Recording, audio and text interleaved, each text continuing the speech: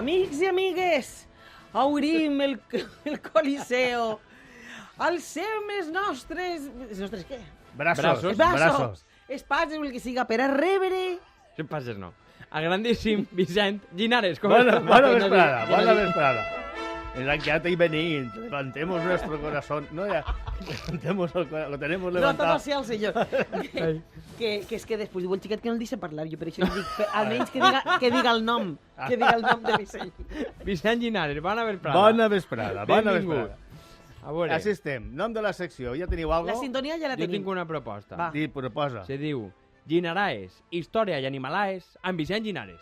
Llarg. La rima Està m'agrada. bonico. La rima També. m'agrada. La rima Llinares. m'agrada. Però llarg. Llarg. Bueno. Dicem el Llinares? No, Com era Llinares, què? Llinares, història i animalaes. Animalaes. Però és que si no anem a clavar-ho tot perquè és llarg, ja busquem una altra cosa. Perquè si no, Llinares, o sea, bé, Història però... i animalaes està bé. Sí, directament, sense Llinares. Exacte. Història i animalaes. Història i animalaes, ja està. Vinga, doncs vinga, seguim buscant-ho, anem ja trobant un camí i acabarà Hem això tenint avançat, nom o el no. primer programa era no m'ho agrada gens i ja en portem dos que bueno... Podria porque ser, bueno. podria ser. Anem allà. Bueno, Esta és la part 2, no? I Sí. la part 1 és que començarem a parlar de l'Imperi Romà com s'ho vera. Sí, vam relacionar el tema que estem tractant amb l'Imperi Romà perquè el fasces és el símbol dels feixistes, és un símbol romà que va adoptar Mussolini. I vam fer això... Hem de dir que vas a voltes a veure això, jaciments romans i en els mosaics, on està? Sí, L'esvàstica com una cenefeta. Sí, Cenefeta. Sí, es diuen tesseles. Una tesseleta, sí, un dibuixet decoratiu. I la Guàrdia Civil té el símbol, és part del seu logotip, el fasces. Val. I van dir tot això perquè resulta que els feixistes italians van fer una excursió per Castelló i la van bombardejar. Van dir, exacte, la setmana passada estàvem ahí. Què fem així? Tirem unes mascletades. Diu, no, però més. Val, doncs ahí. Val? Bé, Que va ser un mes de juliol. Sí, per va això ser- vas escollir la setmana passada perquè coincidia Efectivament, l'efemèride. coincidia. Anem a repassar. Estàvem parlant de la batalla de Nules. Val? El 15 d'abril del 1938, Franco va entrar en Vinaròs i partir la zona republicana en dos. Sí. Al nord Catalunya, al sud tot el que és l'actual Comunitat Valenciana i Castella-La Manxa, bàsicament. Sí. Quan tot el món es pensava que aniria a atacar Barcelona, doncs l'home decideix anar per València. Per què? Per l'Horxata. No ho sabem. Hi ha diverses teories i ara no vaig a repetir-les. Si les voleu, mira, anem a fer propaganda. Escolteu. Escolteu com es diga d'això. El podcast, El podcast, o en el definitiva, podcast. el programa està en el web. A la carta com el xuletón. Eso es. Vale. A partir d'ahir, la província de Castelló serà bombardejada constantment Sí. per l'aviació alemanya, la famosa Legió Còndor, i per l'aviació italiana. I vam dir que Nules és el nostre Guernica. Guernica, correcte, De fet, això vam me'n recordo. proposar que Picasso haguera pintat el Guernica en lloc de Guernica fora el Nules, Haguera seria sigut tot més colorit i més d'això. Sí. Vale. Nules és el nostre Guernica perquè va ser bombardejada per una cinquantena de bombarders, Sí. vora 300 morts, 1.800 edificis derruïts d'un total de 2.200, Sí. i al igual que Guernica, Franco intentarà culpar els republicans, però ni a Xina, perquè, entre altres coses, els informes de la Legió Còndor diuen que havien sigut ells i que ho havien fet molt rebé. I el dia 8, que és el que havien dit, els El 8 de franquistes, juliol. el 8 de juliol, és a dir, tal dia com avui, la setmana passada, els franquistes entren a Nules després d'haver-la bombardejada amb artilleria durant 3 dies, Sí. i sembla que la cosa està feta i que les portes de València estaven obertes, però no, perquè l'exèrcit de la República, ves l'exèrcit de Franco, el guanya i estableix una línia de defensa que va d'Almenara fins l'interior de Conca, que es diu la línia XYZ, que serà Sí. una línia infranquejable durant tot el que resta de guerra. I després vam estar parlant... Bueno, te recordes que en les excursions que vam Sí, començar sí. en la de nostra agenda, resulta que cada dissabte Correcte. en la Vall d'Uxó se fan distintes excursions. N'hi ha una al llarg d'aquest estiu que va a aquesta línia. Jo Si la voleu veure. I el que vos vaig dir la setmana passada, atenció, oients, niños, pequeñuelos, aneu en bona sabata, que jo vaig anar en xangles i no la vaig poder fer. Correcte. Val? Vale. El 25 de juliol acaba oficialment esta batalla, Sí? perquè comença la batalla de l'Ebre, que va ser la més llarga i cruenta de la Guerra Civil. I així, i en Havíem este quedat. punt, ens havien quedat. Correcte. I vosaltres preguntareu. Però s'havia acabat... La batalla de Nules s'havia acabat? Si la batalla de Nules Clar. què vol contar-nos més? Això. Doncs una cosa que no vos vaig dir, i és que la batalla de Nules són dos batalles, o, com si voleu d'una altra manera dir, que pues, va tindre dos parts. Va tindre dos parts ben diferenciades.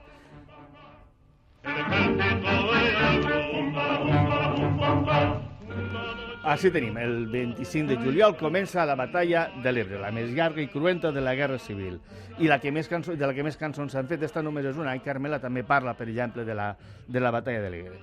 Nules, la Vilavella, Sogorb, Viver, tots queden just a l'altra banda del front que es va establir en l'Ebre. La batalla de l'Ebre bàsicament va consistir en que l'exèrcit republicà va creuar l'Ebre cap al sud, en aquest cas, per intentar recuperar posicions properes a la zona d'Aragó. Al principi la batalla de l'Ebre va anar bé per a la República, però molt prompte se'n van adonar que no tenien res a fer contra la potència de foc dels franquistes, que entre altres coses disposen de l'armament modern i poderós de fabricació alemana i italiana, i també de la infanteria del Corpo di Truppe Voluntarie, de la infanteria italiana, bàsicament.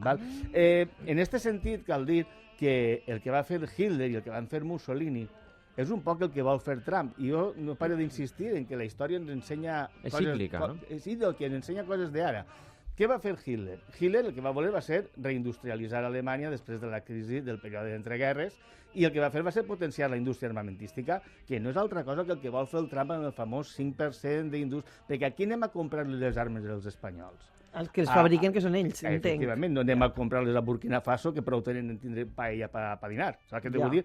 Vale. Aleshores, el tema és, estos estan ahí i Franco, la República sap que ho té perdut. L'objectiu de la batalla de l'Ebre era evitar la caiguda de Catalunya, lloc on estaven les poques fàbriques d'armament que quedaven en peu, desgastar els franquistes i afluixar la pressió que estaven fent des de Nules cap a València. Correcte. A Nules, mentrestant, tots bé, allí no estava passant res, van dir que home, ja no quedava, estava tot fet pols. Que s'havien fet una piscina i tot. És de veres. Els republicans es miren però no es toquen. I això sí, hi ha episodis constants de xaqueteo d'un i l'altre costat. De canviar de bàndol. Sí, canviant de bàndol. Això ho retrata molt bé Berlanga en La vaquilla.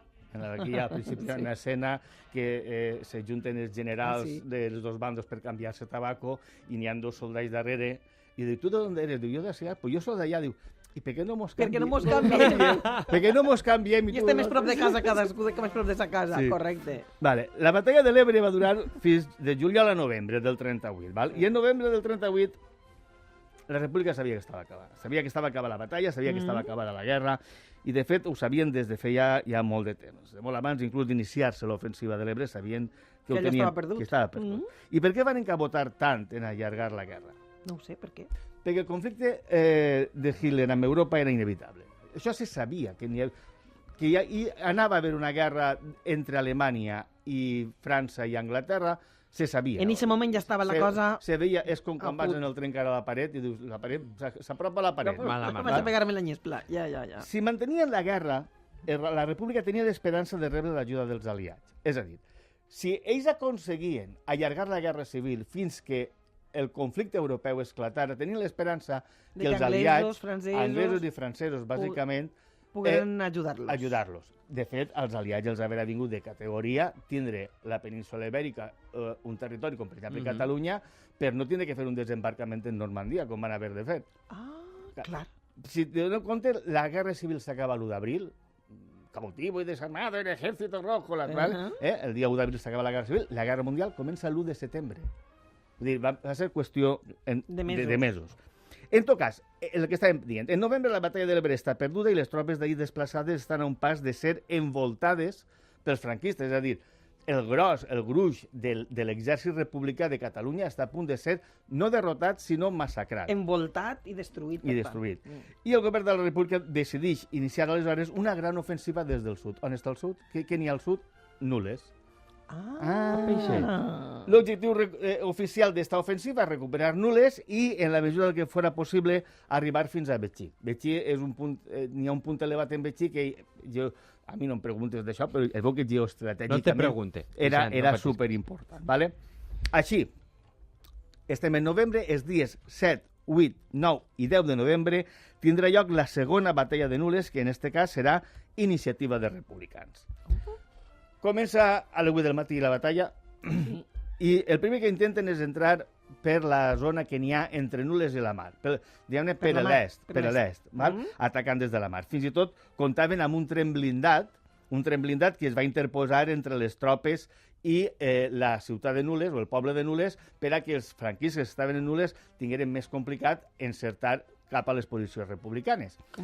Els republicans, en aquest cas, tenen l'avantatge, o tenen un material del que no disposaven quan van aconseguir parar els franquistes, que són els betushkes, o betushka. Betushka. El betushka. Betushka. Són els BT-5, els tancs soviètics BT-5, que així, com li traiem nom a tot, li diuen betushkes. Betushka. Betushkita. És que betushka, mola, Deixa molt, betushka.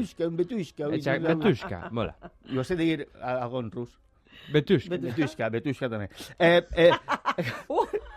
La veritat és que en la Guerra Civil la gent tenia molts noms, tenien gràcia. Per exemple, a l'avió alemany Heinkel 45 li deien el pavo, i al Heinkel 46 li deien la pava. No falla.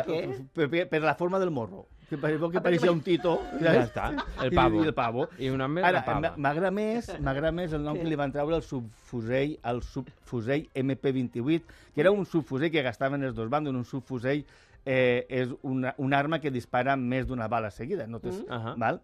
No com un fusell, no com el Mauser, que era l'arma habitual. Aleshores li diuen el naranjero, el taronget. Per què? Perquè es fabricava en València. Així és. I ja estaria. I ja està. Els meus noms són les coses més grans. Total, esta ofensiva que va per la part de la mar, entre el terreny, jo no sé si ho ha estat per Nules en la zona de la mar, és molt moll, és un terreny de molt d'aiguamoll, de molta marjal. Està l'estany, molta marjal. Els tancs per ahir no els anava bé. Però a banda d'això, els franquistes tenien armament antitanc i van impedir que entraren per ahir. El dia 8 intentaran entrar per l'altra part, per la part oest, la part que està entre la Vilavella i Nules. I ahir els va anar un poc millor. La 70 Brigada Mixta, que va ser una de les brigades més importants del bàndol republicà, que més heroïcitats i més coses va aconseguir, va fins i tot arribar a entrar dins del poble de Nules. El que passa és que totes aquelles altres brigades que havien de donar el suport per a que no es quedaren com una bossa dins del terreny franquista, pues no van aconseguir aquestes victòries i van tenir que tirar cap a recular.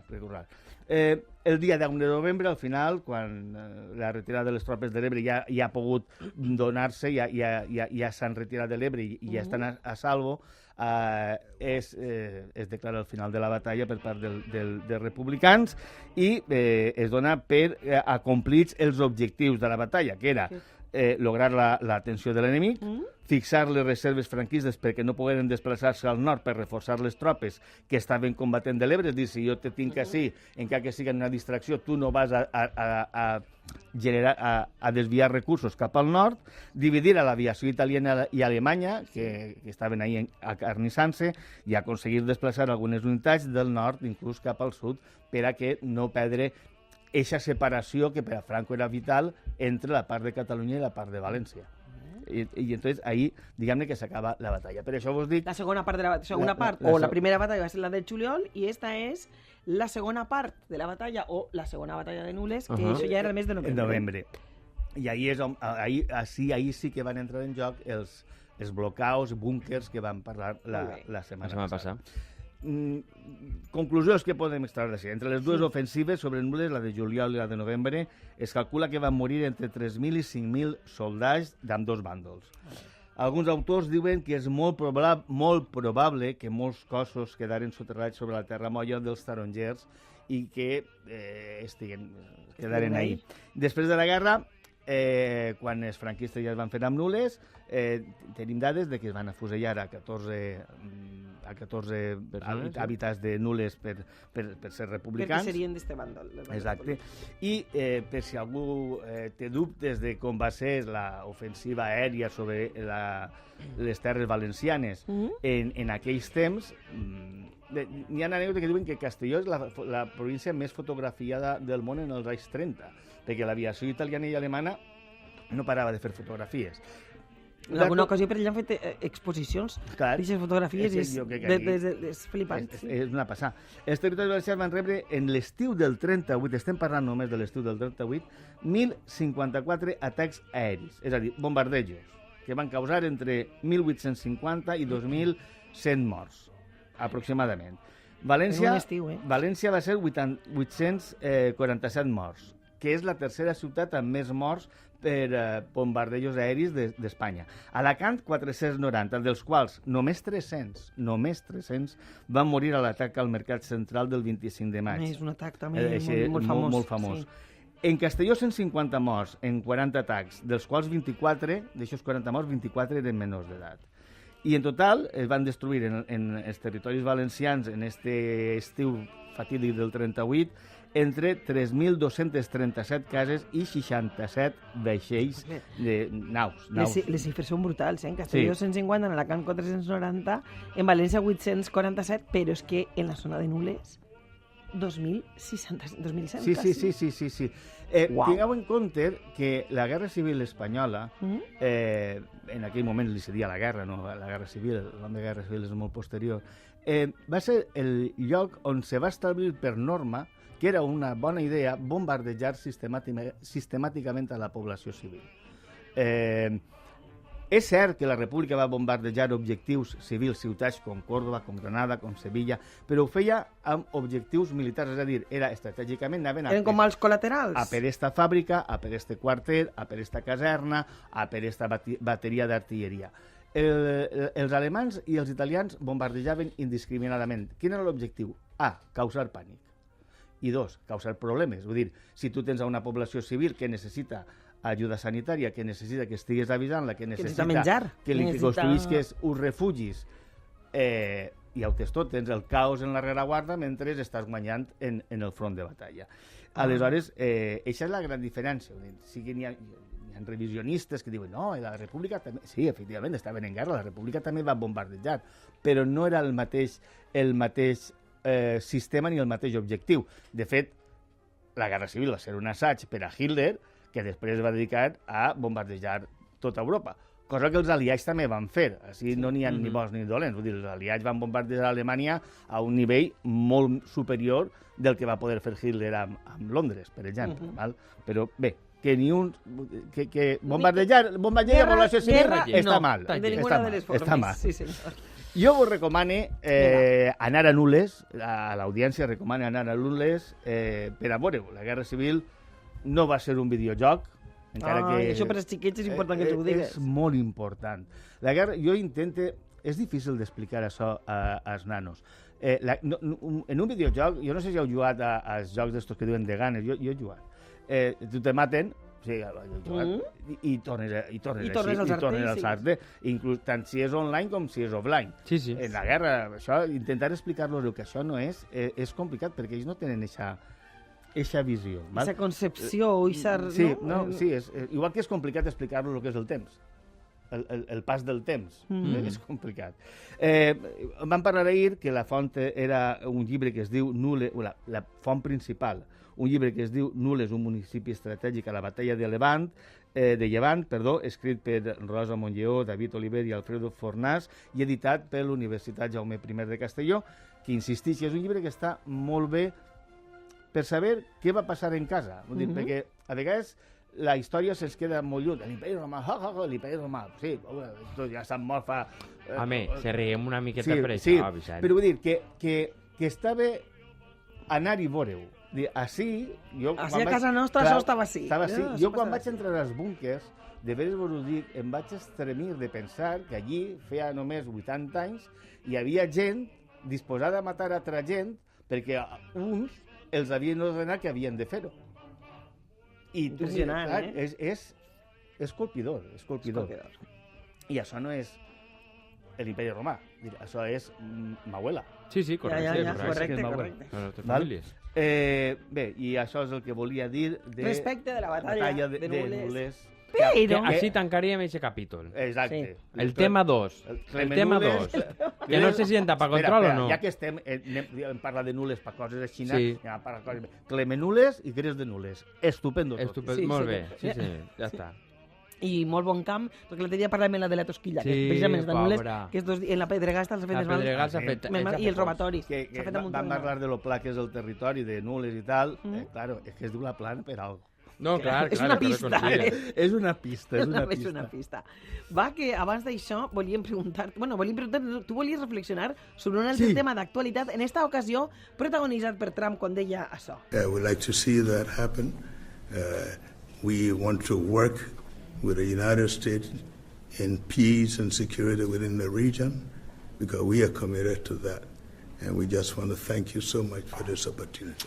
Well, thank you. It's such good English, such beautiful. Where did you learn to speak so beautifully? Where were you educated? Where? In Liberia. Està parlant el president de Libèria i quan l'home que el president de Libèria acaba de parlar, Trump li diu bon inglés. Molt bon inglés. Parles molt bon inglés, ¿no? Sorprendiese un portugués de ver que todos los niños de Francia sabían hablar francés, saps? És que, clar, dius... a veure, això demostra que un desconeixement a nivell professional de la història del seu país. O sigui, per part de Trump. Per part de Trump, que ja va dir, veient la declaració d'independència, que està en el despatx ovalat va dir, ahir en la guerra civil... No, la guerra civil és una altra guerra del teu país, que n'heu tingut dos. Por això és l'altra. Saps què t'ho vull dir? Era 50-50. Aleshores, que si eres cultivador d'Ax en Kansas, pues pots no conèixer la història dels Estats Units i no passa absolutament res. Perquè tu vas fent marxa en lo teu. Tu vas fent marxa en lo teu i ja està. Punt. Exacte. Però si eres el president dels Estats Units, corres el perill de fer el ridícul a nivell mundial. Igual, si l'home haguera mirat la bandera de Libèria, igual haguera obtingut alguna pista i no haguera obert la boca. Per a qui no ho sàpia, la bandera de Libèria és igual que la dels Estats Units, però en lloc de tindre 52 estrelles, ne té una ben gran, però és la mateixa bandera. És la mateixa. Libèria és un país fundat per voluntat dels Estats Units i de Gran Bretanya en la costa occidental africana. Què coses? Al golf de Guinea. Per això parlen anglès. I per això parlen anglès. Es diu Libèria perquè és un país, ara ho contarem, fundat per alliberats, esclaus alliberats dels Estats Units. Bé, no és un... Quina vergonya fa tan gran. Com és possible? És com si jo te diguera... Che, Gemma, que me pelen les taronges. Diu, no, perdona, és que jo m'he criat entre tarongers i me les he menjat, les he pelat de totes les maneres possibles, hasta en la boca. Pues això és igual. És fer un ridícul. Este senyor no està pastat... Este senyor està pastat en el lugar del jubilao. En tots els respectes al jubilao, Jo que pugui estar ahí, mira lo que te dic. De veres. A veure, Libèria no és un país fundat arran de la guerra esta que es va enganyar ell, no és un país fundat arran de la guerra civil en la que van combatre els estats del sud contra els del nord per a intentar abolir l'esclavitud. És inclús anterior, quan els esclaus del sud fugien cap al nord, gràcies a una sèrie de corredors secrets que se van fer, va haver un moment que els del nord van dir, bueno, esto de ser buenos con los señores negros está bien, però a veure si podem aconseguir que se'n vagin d'ací. I aleshores van comprar en quicos uns terrenys en Guinea per a que estos alliberats, esclaus alliberats... Per fer-los un país? Sí, per fer-los un país, tal qual. La bandera és com la dels Estats Units, el sistema bicameral és com el dels Estats Units, l'idioma és com el dels Estats Units, és a dir, anglès, i a més, la capital del país es diu Monrovia, en honor a un president dels Estats Units, que és James Monroe, que havia donat suport actiu al projecte de crear este país. James Monroe, que van parlar d'ell quan van parlar d'allò de la doctrina Monroe. Val? Correcte. El primer president de la nova república serà un senyor que havia nascut i havia sigut esclau a Virgínia, Joseph Jenkins, i per això el president de Libèria sap parlar anglès. Perfectament. Querido Trump. Li va faltar dir, te noto un accent com molt d'ací, no? Del terreno. Pareixes yanqui. Pareixes de la Safor, saps? És que, claro, perdona?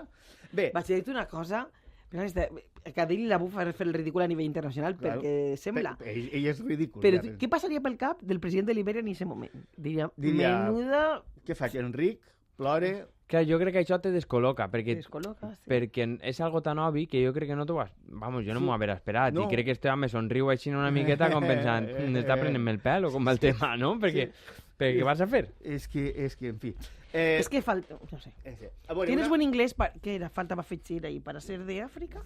¿O para ser de negro? ¿O para ser qué? Para ser negro. En efecto. Era terrible lo que realment estava pensant jo. És que, vamos, és una cosa... simplement dir-vos que, a part que aquesta història de Libèria, que pareix tan guapeta que els Estats Units van fer tot això, pues, la cosa va acabar malament. Ui. Per què? Perquè el problema el problema no és... Ara això que està passant ara és Torre Pacheco, es diu el poble? Sí. El problema no és un problema de racisme. No és un problema. El problema no és entre magrebins i blancs, entre negres i blancs, entre japonesos i xinesos. El problema és entre rics i pobres. Per supost. Sempre. Sempre. Què va passar quan els senyors negres dels Estats Units, que eren esclaus, arriben a Libèria i es troben amb els senyors negres de Libèria, que eren de la tribu, jo què sé, Mandinga, que van dir, estos pobres desgraciats, anem nosaltres a dir-los el que han de fer perquè no tenen ni idea de viure ni de lo que és la vida. I aleshores anem a establir un sistema bicameral i anem tot a colonitzar-los, això però anem a ser nosaltres els capos. Anem a ser negres, però seremos hombres blancos. I aleshores va crear una sèrie de problemes en el país que encara segueixen arrastrant fins al punt de que en el canvi de segle, del segle XIX al segle XX, va haver tot un seguit de 7 o 8 guerres civils que van superar més de 250.000 morts entre els afroamericans i els africans. I l'història es repeteix en Sud-àfrica, l'història es repeteix en molts indrets del món. I es repeteix així en Torre Pacheco. I és el problema de Libèria el que demostra que és el que té no tancar bé les ferides i no ser generós en la victòria. I d'això, en este país, que no se va ser generós en la victòria, n'hauríem d'aprendre i n'hauríem de saber molt, i pareix ser que no sabem. I hasta aquí puedo leer. Vicent Linares, moltes gràcies. Gràcies a vosaltres. Per contar-nos la batalla de Nules, la nostra pròpia història al costat de casa, que moltes voltes no som conscients ni la coneixem, i per altres reflexions que ens has proporcionat avui, que ens agraden d'allò més. Moltes gràcies. A vosaltres per convidar-me. Gràcies, Vicent. My friend is blowing in the wind. The answer is blowing in the wind.